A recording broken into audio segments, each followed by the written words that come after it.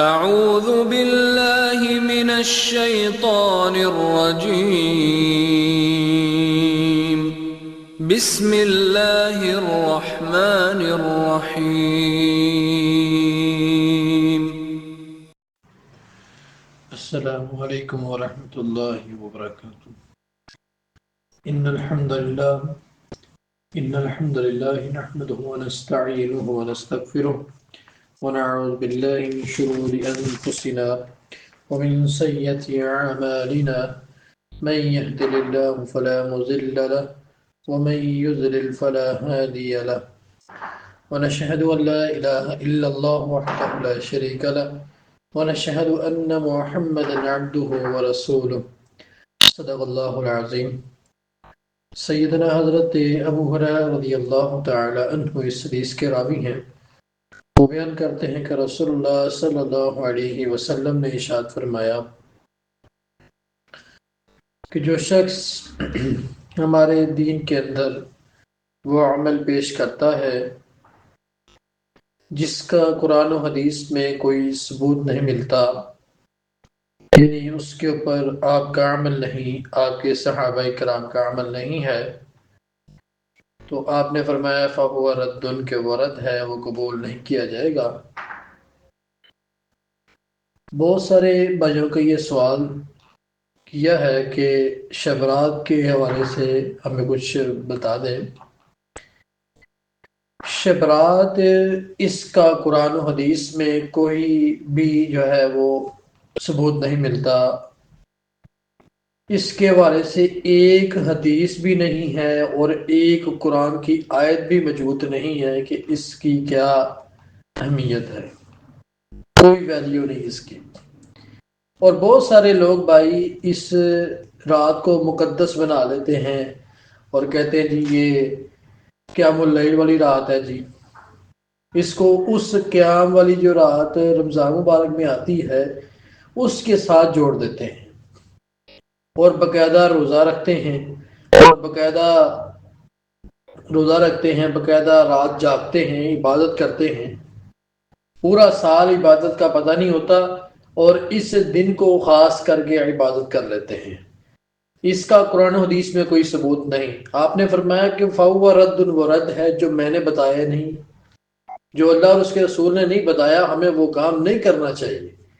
جس کا دین اسلام کے اندر کوئی اہمیت نہیں ہے اور نہ ہی دین اسلام کے اندر اس کی کوئی ویلیو ہے، نہ دین کے اندر کمی کی جائے گی نہ دین کے اندر اضافہ کیا جائے گا، کیونکہ دین مکمل ہو چکا ہے. نہ اس میں کوئی اضافہ ہے نہ اس میں کوئی کمی ہے. تو انسان کو ذرا سوچنا چاہیے کہ جو آپ نے نہیں بتایا، آپ کے صحابہ کرام کا عمل نہیں ہے، تبع تابعین کا عمل نہیں ہے، اگر ہوتا تو آپ ہمیں بتاتے. تو کوئی ثبوت نہیں ہے اس کا. کل قیامت کا دن ہوگا، پوری دنیا کو اللہ رب العزت اپنے سامنے کھڑا کرے گا. یعنی قیامت برپا ہونی ہے تو اللہ کو منہ دکھانا ہے کہ نہیں دکھانا کہ ہم وہ کام کر رہے ہیں جو نبی صلی اللہ علیہ وسلم نے بتائے، جو اللہ نے نہیں بتائے. جھگڑا کسی بات کا نہیں ہے، صرف اتنا ہے کہ آپ وہ کام کریں جو آپ نے بتایا ہے. نبی صلی اللہ علیہ وسلم کل قیامت والے دن جب اپنی امت کو پانی پلائیں گے اور وہ پانی جس نے پی لیا اس کو ساری زندگی پیاس نہیں لگے گی،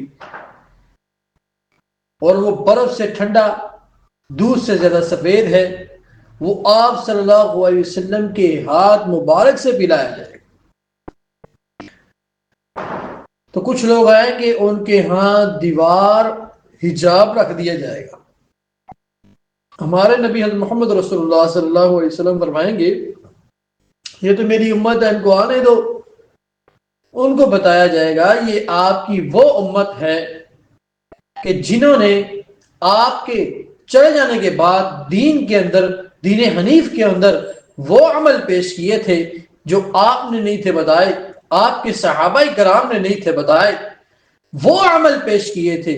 تو آپ اس موقع پہ فرمائیں گے سحقن سحقن، ان کو مجھ سے پیچھے کر دو، کیونکہ انہوں نے میرے دین کے اندر وہ کام کیے ہیں جو میں نے نہیں بتائے، میرے صحابہ کرام نے نہیں کیے، تبع تابعین کا عمل نہیں ہے، انہوں نے وہ عمل کیے ہیں، تو آپ فرمائیں گے سحقن سحقن ان کو مجھ سے پیچھے کر دو۔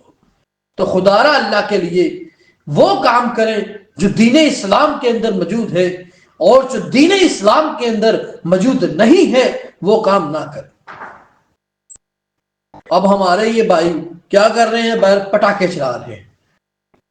رسول اللہ صلی اللہ علیہ وسلم نے ارشاد فرمایا کہ جو فضول خرچی کرتا ہے وہ شیطان کا بھائی ہے۔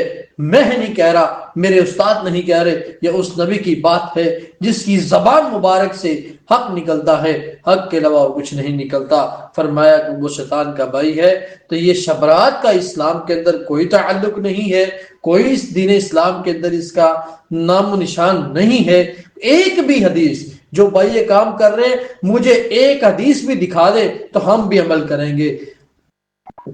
ہم اہل حدیث ہیں، یعنی ہم حدیث کو ماننے والے ہیں، تو ہم ایسا کام نہیں کریں گے جو کام اللہ اور رسول اللہ صلی اللہ علیہ وسلم کی نافرمانی ہو، ہم ایسا کام نہیں کریں گے، کیونکہ آپ نے بتایا نہیں، آپ کے صحابہ کرام کا نہیں، تبع تابعین کا عمل نہیں۔ اللہ رب العزت ہم تمام مسلمان بھائیوں کو یہ جو کام کیے جا رہے ہیں اللہ تعالی ہمیں ہدایت عطا فرمائے، اس کا کوئی ثبوت نہیں ہے، اللہ تعالی ہمیں سمجھنے کی توفیق عطا فرمائے۔ وما توفيقي إلا بالله عليه توكلت وإليه أنيب